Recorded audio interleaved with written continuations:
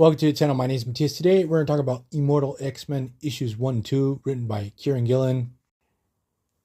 And boy, did I love this first story arc because they used one of my all-time favorite X-villains, the Black Queen, Selene. So the first issue actually starts off with a flashback. We discover that Mr. Sinister and Destiny have history together. They go way back. Then the story cuts to the present day. We have Sinister. He's cooking up something sinister. That sounded totally redundant, but he has some type of diabolical plan in the works during the Krakoan era. And then the story jumps to the nitty and the gritty. We're at the Quiet Council. We have Magneto, who's stepping down from his place on the council due to everything that went down during Hickman's Inferno. So now we have the Quiet Council interviewing a bunch of mutants to see who's going to fill the seat of Magneto. You know, it's sort of weird because you get to see Gorgon trying to petition a place on the Quiet Council. And he looks just fine. And I know that things had gone wrong during his previous resurrection. I'm not sure if I missed something, but those type of details really stick with me. The thing is that one of the characters that really makes a push for her place on the Quiet Council is the Black Queen. And she's like, look, I can really fill the void for Apocalypse, especially because no one here knows how to use magic. It's sort of funny that during the Krakoan era, everyone on the island was told to leave behind all the past rivalries. Especially like Wolverine had a real hard time with this. I find it hilarious that absolutely no one trusts Selene. Like even you have Mr. Sinister on the council and he doesn't trust her. Also, we discover that back when the Scarlet Witch tried to bring back all the mutants that had died in Genosha and they came back all as zombies, it seems that Selene had screwed with her spell. That's why that went so wrong. I don't remember seeing this referenced in the story itself, so it feels like a retcon to a very recent story. The thing is that Selene backs the Quiet Council into a corner. And what happens is we get this really cool moment where finally we get to see Hope. She petitions to fill Magneto's seat. And the thing is that most of the people on the council actually accept Hope to take that place. I don't know why Xavier doesn't want her to be on the Quiet Council, but the thing is, ever since Hope was put on the 5, she was always on the sidelines, so during the Krakoan era, you would never see her do anything interesting.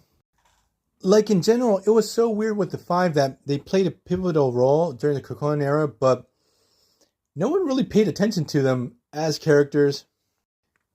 They made a really interesting team, especially like you had Proteus there.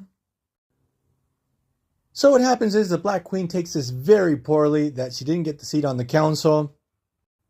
So what she decides to do through her sorcery, she converts the Krakoan gate that went to Amenth, which was composed of the bones of dead externals, into this giant kaiju monster that starts attacking Krakoa, which it's almost completely unstoppable.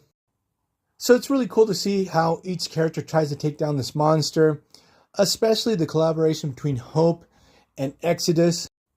It's fascinating the relationship that both of these characters start having during this time. It really builds up Exodus as a character especially and gives him more depth. And the funny thing is that the character that is able to step in and save the day is Mr. Sinister, who augments his powers through stolen genetic material.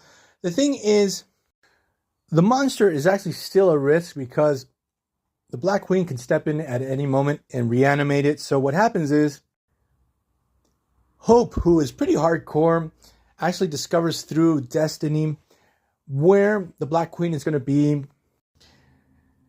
We actually discovered that the Black Queen is actually in cahoots with the clan of Aqaba, which used to be this weird sect that used to have Apocalypse as a god, and then now they turned on him and now also really hate mutants. So what happens is Hope with the sniper rifle blasts Black Queen's head off.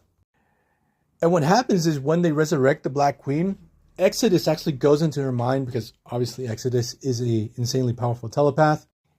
he actually mind wipes her of most of her knowledge of magic, and then they kill her again. That part actually caught me off guard, but it was pretty cool. And then what happens with Celine, they put her at the back end of the list of resurrection, so she's not going to be back for a while. Sorry, Moira X. The thing is that Sinister was always aware of her reincarnating powers and how she restarts the timeline. So the thing is that we discover he has like 10 Moiras in these tanks. So whatever Sinister's going for, if it goes wrong, he just kills off a Moira and starts the timeline again. And that's actually a pretty cool concept. So we're going to leave this video here. I hope you guys liked it. See you guys next time. Bye.